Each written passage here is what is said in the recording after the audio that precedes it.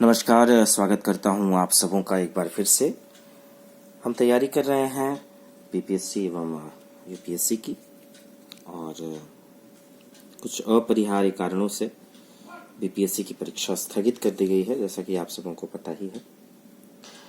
उम्मीद है कि आप सभी घर में स्वस्थ और सुरक्षित हैं, और मैं एक बार फिर से आप सबों के समक्ष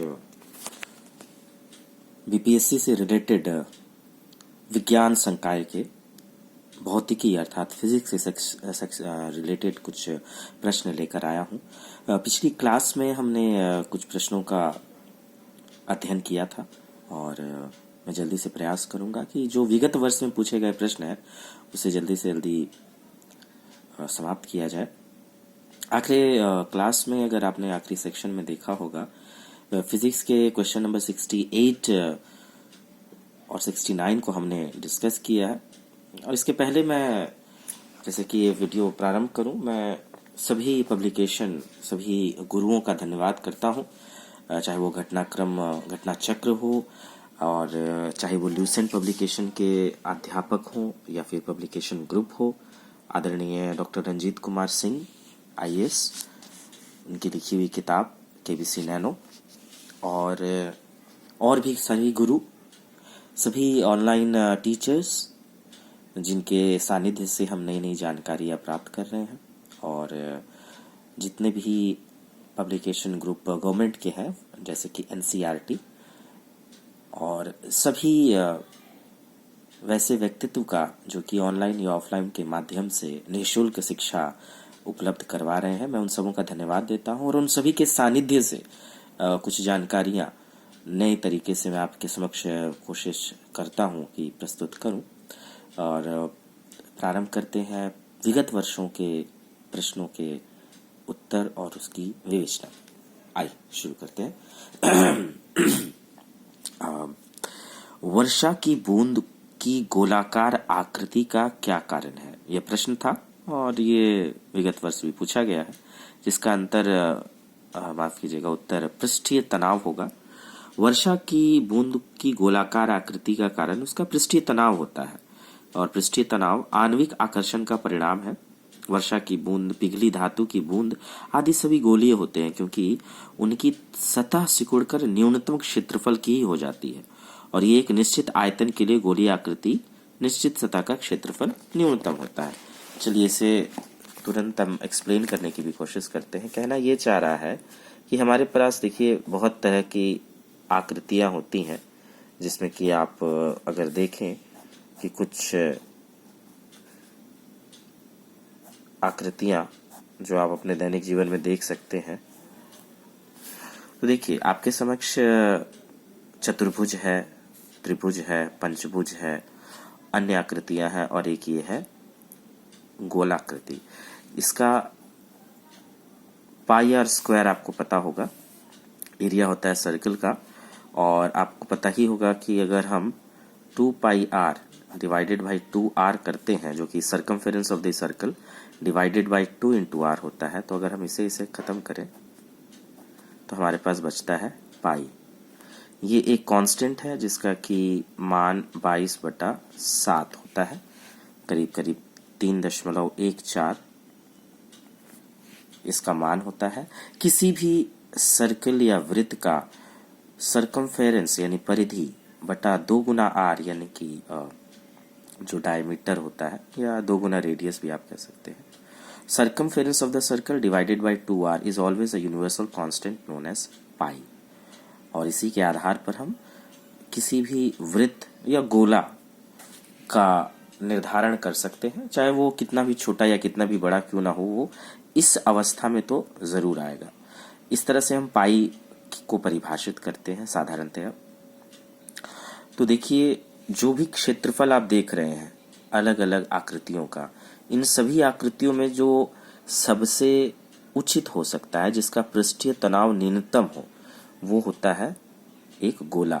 आपने ध्यान दिया होगा कि आपके घर में कुआं जरूर रहा होगा, आपने हर किसी ने कुआं देखा होगा अपने यहाँ।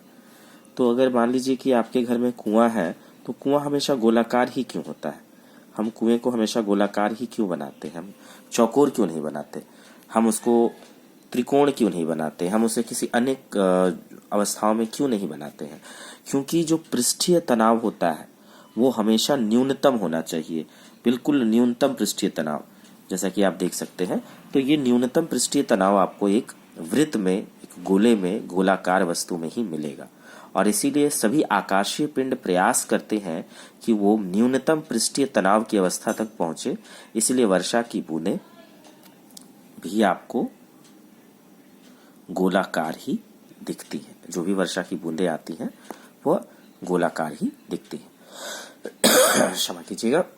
तो जैसा कि प्रश्न था कि वर्षा की बूंदों को गोलाकार आकृति का कारण क्या है? पृष्ठीय तनाव। ये सबसे मुख्य कारण है किसी भी वर्षा की बूंद का, और न केवल वर्षा की बूंदों का, जितने भी हमारे आकाशीय पिंड होते हैं वो सारे के सारे सिकुड़ कर न्यूनतम क्षेत्रफल की ओर बढ़ते हैं और इसी वजह से वे गोल आकृति के होते हैं। आगे बढ़ते हैं। सबसे ज्यादा श्यानता यानी कि विस्कोसिटी इनमें से किसकी है? ये प्रश्न था। शहद इसका बहुत ही सीधा सा आंसर होगा कि शहद की श्यानता अर्थात विस्कोसिटी सबसे अधिक होती है। आप ये टेबल देख सकते हैं जिसमें कि श्यानता दिखाई गई है। कुछ तत्वों की श्यानता अगर आप देखें तो जल की श्यानता करीब 1 के आसपास 20 डिग्री तापमान पर और 100 डिग्री पर 0.3। रक्त की 37 डिग्री टेम्परेचर पे, डिग्री सी सेंटीग्रेड ध्यान रखिएगा, 2.7 होती है इसकी श्यानता। शहद की श्यानता 20 डिग्री पर करीब 200 के आसपास होती है, बहुत ही गाढ़ा होता है ये। वायु की श्यानता 0 होती है, 0 डिग्री, क्षमा करें, 0 डिग्री पर 0.017 0.017 के आसपास और 40 डिग्री सेंटीग्रेड पर 0.019। जल, रक्त, शहद और वायु, इसमें सबसे कम तो जल का होता है, लेकिन उससे भी कम आपको मिल जाएगा वायु का। रक्त का जल से थोड़ा ज्यादा होता है और शहद का तो खैर बहुत ही ज्यादा होता है। बहुत ही आसान सा प्रश्न था, पर ये छोटा सा चार्ट आप याद रखें, चाहे तो आप जल्दी से इसका स्क्रीनशॉट ले सकते हैं शॉर्ट नोट्स बनाने के लिए। आगे बढ़ते हैं अगले प्रश्न की ओर। अगला प्रश्न है, महासागर में ऊंची जल तरंगे कैसे आती हैं? इसका उत्तर होगा चंद्रमा के गुरुत्वाकर्षण के प्रभाव के कारण ही महासागर में ऊंची जल तरंगे आती हैं। अगला प्रश्न देखते हैं। जब एक पत्थर को चांद की सतह से पृथ्वी पर लाया जाता है तो क्या होता है? इसका भार तो बदल जाएगा परंतु इसका द्रव्यमान नहीं बदलेगा। बहुत ही आसान सा प्रश्न कि जब किसी पत्थर को चांद की सतह से पृथ्वी पर लाया जाता है तो इसका द्रव्यमान स्थिर रहता है परंतु इसका भार अधिक हो जाता है, क्योंकि पृथ्वी की अपेक्षा चंद्रमा का गुरुत्वीय त्वरण अलग ज्यादा होता है। आपको ध्यान में होगा, मैं बस साइड में आपको दिखा दूं कि जो चंद्रमा है वहां पर पृथ्वी की अपेक्षा भार 1/6 हो जाता है। यानी 60 केजी के अगर आप हैं पृथ्वी पर तो चंद्रमा पर 10 केजी आपका वजन हो जाएगा। द्रव्यमान जो है वो स्थिर रहेगा परंतु भार स्थिर नहीं रहता है। भार, जिसको आप वेट भी कहते हैं, वो चेंज हो जाता है। Mass will remain constant but the weight will change due to the gravity of that particular heavenly body. किसी भी आकाशीय पिंड के आंतरिक गुरुत्वाकर्षण की वजह से दूसरी वस्तु का वजन यानी कि भार चेंज होता है। अगर पृथ्वी पर 60 है तो चंद्रमा पर 10 होगा। ठीक है, आगे बढ़ते हैं। ये 1/6 मैंने इसके लिए किया। चलिए आगे बढ़ते हैं। सौर ऊर्जा निम्न में से किससे प्राप्त होती है? सौर ऊर्जा सूर्य से प्राप्त होगी। बड़ा ही आसान सा प्रश्न है ये। चलिए अगला प्रश्न, सूर्य पर ऊर्जा का निर्माण कैसे होता है? नाभिकीय संलयन के द्वारा। तो जो भी नाभिकीय संलयन होता है जिसमें कि अणु टूटते हैं नाभिक के अंदर, उसके कारण बहुत ज्यादा ऊर्जा का उत्सर्जन होता है।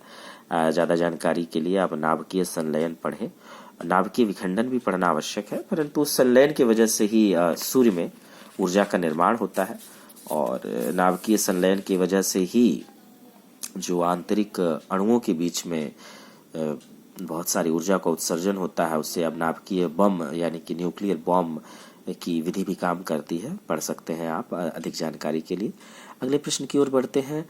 प्रथम भारतीय उपग्रह आर्यभट्ट कब छोड़ा गया था? 19 अप्रैल 1975 को छोड़ा गया था।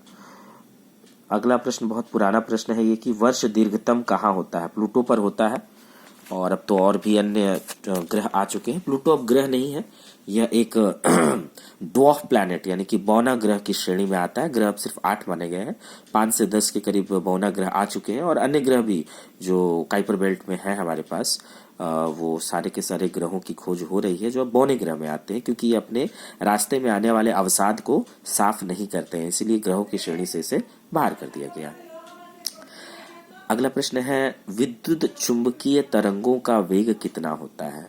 ये लगभग प्रकाश के वेग के बराबर होता है, 3 गुना 10⁸ मीटर प्रति सेकंड जो प्रकाश का वेग है, लगभग उतना ही होता है विद्युत चुंबकीय तरंगों का वेग।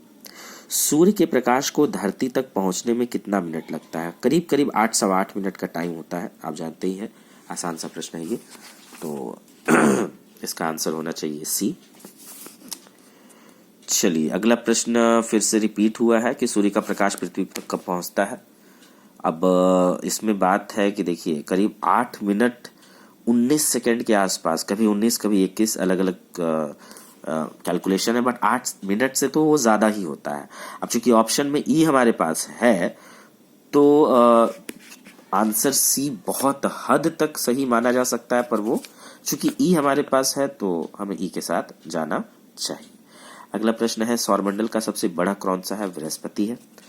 निम्नलिखित में से कौन सा एक कंप्यूटर की भाषा नहीं है? बेसिक, सी, फॉर्टन, फास्ट। देखिए बेसिक भाषा है जिसको कि beginners of all purpose symbolic instruction code कहते हैं। प्रोग्रामिंग इन सी आप लोगों ने पढ़ा होगा, और C++ जो कि ऊप्स पर काम करता है, which is an object oriented language. Fortran भी एक भाषा है, परंतु फास्ट नाम की भाषा कंप्यूटर में नहीं है, तो इसका आंसर सी होगा। आगे बढ़ते हैं, निम्न में से कौन सी धातु रोशनी के बल्बों में फिलामेंट के रूप में प्रयोग होती है? इसको टंगस्टन कहते हैं। टंगस्टन जो है साधारणतया मिश्र धातुओं की प्रतिरोधकता उन्हें बनाने वाली शुद्ध धातुओं की अपेक्षा अधिक होती है। साथ ही ताप में परिवर्तन से प्रतिरोधकता में परिवर्तन की दर अपेक्षाकृत क्या होती है? कम होती है। अतः उच्च ताप पर इनका शीघ्र ही दहन होता है, जिसे ऑक्सीकरण भी कहा जाता है। इस कारण इनका प्रयोग विद्युत प्रेस में, टोस्टर में और अन्य विद्युत तापन युक्तियों में होता है। ताप दीप्त लैंपों के तंतुओं के निर्माण के लिए जो भी इस्तेमाल होता है उसे टंगस्टन कहते हैं। केवल टंगस्टन का उपयोग किया जाता है, जबकि हम तांबा का भी उपयोग कर सकते हैं, एल्युमिनियम का भी कर सकते हैं, परंतु तांबा और एल्युमिनियम का उपयोग जो है विद्युत संचरण के लिए होता है, और विद्युत संचरण हम तारों के माध्यम से करते हैं। ठीक है, इसमें एक देखिए कॉपर लॉस भी होता है, ये इलेक्ट्रिकल के विद्यार्थी जानते हैं, इसका भी अलग एक्सप्लेनेशन मैं किसी अगले वीडियो में जरूर करूंगा। फिलहाल इसका उत्तर होगा टंगस्टन, नंबर 81 का। आगे बढ़ते हैं, निम्न में से कौन सी धातु अर्धचालक यानी कि सेमीकंडक्टर के रूप में ट्रांजिस्टर में प्रयोग की जाती है? देखिए ये जो ट्रांजिस्टर है, ये ट्रांजिस्टर वो ट्रांजिस्टर नहीं है जो आप समझ रहे हैं, ये दूसरा ट्रांजिस्टर है जी। तो इसका आंसर जर्मेनियम होगा। सिलिकॉन, जर्मेनियम आदि इस्तेमाल किए जाते हैं, है ना, जो कि सेमीकंडक्टर में इस्तेमाल होता है ट्रांजिस्टर में।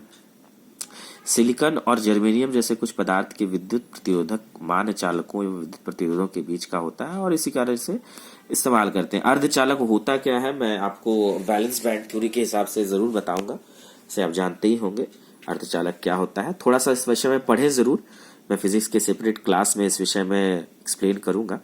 आगे बढ़ते हैं अगले प्रश्न की ओर। परमाणु नाभिक के अवयव क्या हैं? प्रोटॉन और न्यूट्रॉन होता है परमाणु के नाभिक में, प्रोटॉन और न्यूट्रॉन। इलेक्ट्रॉन जो होता है नाभिक के चारों ओर घूमता रहता है, इसीलिए एक प्रश्न में जोड़ सकता हूं कि परमाणु के नाभिक में कौन सा आवेश होता है, धन आवेश या ऋण आवेश? आपके पास 5 सेकंड है जी। तो धन आवेश होता है परमाणु के नाभिक में, ऋण आवेश नहीं होता है, क्योंकि न्यूट्रॉन जो है वो नाभिक में नहीं बल्कि नाभिक के बाहर चक्कर काटता है, जिस तरह सूर्य के चारों ओर पृथ्वी चक्कर काटती है, जी हाँ, उसी प्रकार। तो परमाणु के नाभिक में जो अवयव होंगे वो होंगे प्रोटॉन जो कि पॉजिटिवली चार्ज होता है, और न्यूट्रॉन जो कि न्यूट्रल चार्ज होता है उस पर। अगला प्रश्न है, निम्नलिखित में कौन वैकल्पिक ऊर्जा का सबसे बड़ा भंडार है? सूर्य। सीधा सा आंसर ए। परमाणु बम का सिद्धांत आधारित है किस पर? मैंने आपको अभी बताया था, नाभिकीय विखंडन पर। नाभिकीय विखंडन आ जाता है। नाभिकीय संलयन पर क्या होता है? नाभिकीय संलयन पर सूर्य की ऊर्जा जो है वो निकलती है और नाभिकीय विखंडन के हिसाब से हम एटॉमिक बम का निर्माण करते हैं। तो सिद्धांत हमारा नाभिकीय विखंडन है, जबकि नाभिकीय संलयन साधारणतया हम जानते हैं कि सूर्य की ऊर्जा के निर्माण में आवश्यक होता है। आगे बढ़ते हैं। वायु में कौन सी नोबल गैस नहीं होती है? रेडॉन जो है ये नहीं होती है, ये एक अक्रिय गैस है। रेडॉन नामक अक्रिय गैस वायु में नहीं होती है। अन्य अक्रिय गैसें जैसे हीलियम, नियॉन और आर्गन ये वायु में पाई जाती है, लेकिन रेडॉन नहीं पाई जाती है। बहुत इंपॉर्टेंट क्वेश्चन है, क्वेश्चन नंबर 86, ध्यान रखें आप। चलिए जल्दी जल्दी से आगे बढ़ते हैं। बिजली की खपत का बिल उस किसके मापने पर आधारित रहता है? ये होता है इसका आंसर वाट। बिजली की खपत का बिल किलोवाट आवर में, जिसे आप एक यूनिट भी कहते हैं, क्षमा कीजिएगा, के आधार पर मापा जाता है। 1 kilowatt hour is 1 watt. 1 kilowatt hour जो होता है उसको एक यूनिट भी कहते हैं। एक यूनिट जो करीब 4.5 से 5 रुपया के हिसाब से आपके घरों में आता है। आंसर होगा 1, यानी कि ए। निम्नलिखित में सबसे भारी धातु कौन सी है? तो यूरेनियम इसमें होगा सबसे भारी धातु। इसका परमाणु संख्या 92 होती है और इसका परमाणु भार 238.08 के आसपास होता है। तो तांबा, यूरेनियम, एल्युमिनियम, चांदी में यूरेनियम सबसे भारी धातु है। इनसेट 2A कब छोड़ा गया था? 10 जुलाई 1992 को छोड़ा गया था। देखिए ये प्रश्न सन 1992-93 में पूछा गया बीपीएससी के द्वारा, इनसेट 2A। तो अगर हम 2022 की परीक्षा दे रहे हैं जो 21-22 के आसपास है, तो आप 2019 से 2022 के बीच में जितने भी छोड़े गए हैं हमारे उपग्रह इसरो के माध्यम से, उसका एक सेपरेट लिस्ट जरूर बनाएं, क्योंकि ये क्वेश्चन बहुत ज्यादा पूछा जाता है। ध्यान रखें ये डायरेक्ट क्वेश्चन आएगा विगत 2 से 2.5 वर्षों में जितने भी उपग्रह छोड़े गए हैं। अगले प्रश्न की ओर बढ़ते हैं हम। अगला प्रश्न है जी 89 के बाद, क्षमा करेंगे, तो यहाँ पर फिजिक्स समाप्त होता है मोटा मोटी। सो 89 क्वेश्चंस हैं जो कि हमने फिजिक्स में पढ़े। ये था फिजिक्स का भाग बीपीएससी प्रीवियस ईयर क्वेश्चंस का। उम्मीद है कि आप लगातार बीपीएससी और यूपीएससी की तैयारी कर रहे हैं। अपने वैल्यूबल कमेंट्स ज़रूर इस वीडियो के नीचे छोड़ें और अगर अच्छा लगे तो सब्सक्राइब करें, शेयर करें और किसी भी गलती के लिए आप ज़रूर मुझे किसी भी माध्यम से बता सकते हैं। कमेंट्स के द्वारा बताएं तो बहुत ही बेहतर रहेगा। उम्मीद करते हैं कि आप अपनी कोशिश जारी रहेंगे। हम जल्दी ही मिलेंगे अगले वीडियो में, अगले सेक्शन में, जो कि होगा रसायन विज्ञान पर। धन्यवाद।